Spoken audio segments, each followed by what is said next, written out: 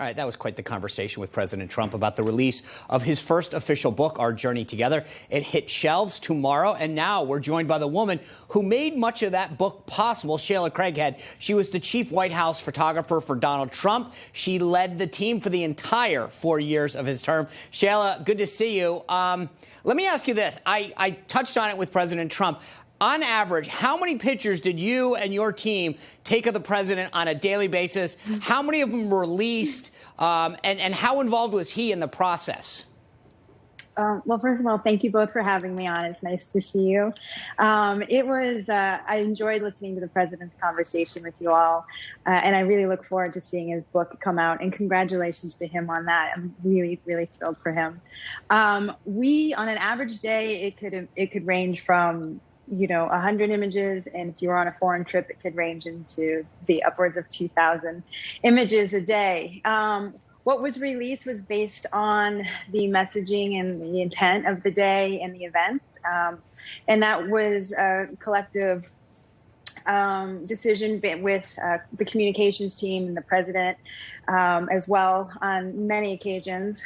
But it really just sort of depended on what the events were of the day, on how many images released. But I think the numbers of images we took were pretty remarkable. But I won't give the exact number. It's classified.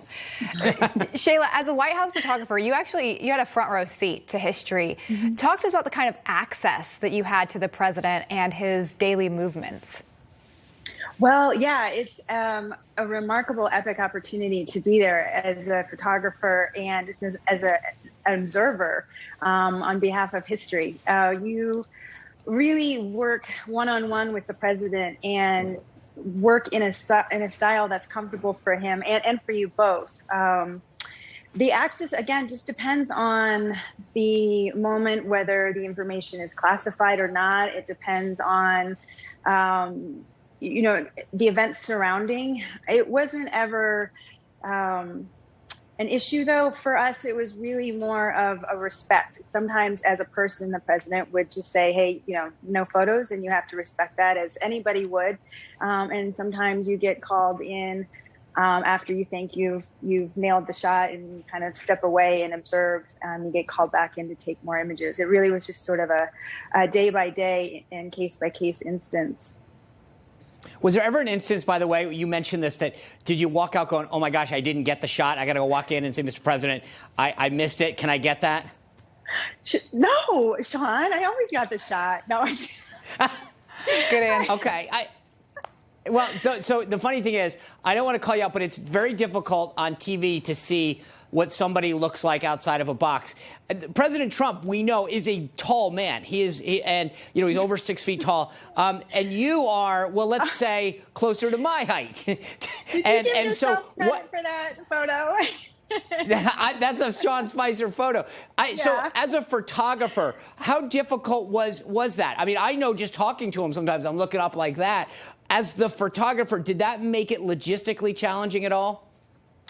Oh, for sure. Yeah. I mean, nobody, even us in our height, stature, nobody wants to be photographed from underneath looking up. And also, you are limited in the angles that you can get. You really want to get a variety of shots throughout the day. And they can be, from up high and looking down, or down low looking up, or, wide shots, tight shots. So, yeah, I carried the stool, as it's widely known. It's called the turtle. But I carried that, and that was a tribute to Mrs. Bush from back in those days. But it was very helpful. Clunky and loud, but it was very helpful. And also just gave a perspective to the president where you're able to be a little bit eye to eye, and then, also a little bit more flattering angle. So, yeah. Shealah, I want to ask you this before we let you go. We only have about 30 seconds left, but you had, like I said, a front row seat to the president. From your behind the scenes access, would you say that the media's portrayal of him was accurate? Was that how you saw him? No, it wasn't. But, that's their role in history. As the president's role to do what he did is his role in history as well. I don't think it was inaccurate, but it can't be if you don't have the same access and perspective. As always, you just, sort of make your own way on that.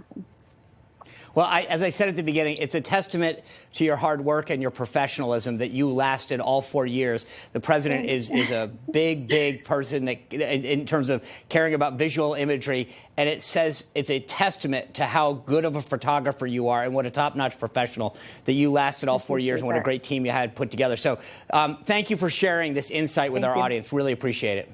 I appreciate it. It's so lovely to see you all, and thank you for having me on your show. Hi, Rob Carson here. If you love watching Newsmax, you're really going to love listening to our new podcast. It's called the Newsmax Daily. I host it, and I give you the best briefing of the big news of the day, top newsmaker interviews, and even, yes, a few laughs. I know it's hard to believe. So if you're driving, walking, exercising, just about anywhere, you can connect with the Newsmax Daily with me, Rob Carson. Find our podcast online or go to iPhone, Spotify, iHeart, Stitcher, and more, and start listening today.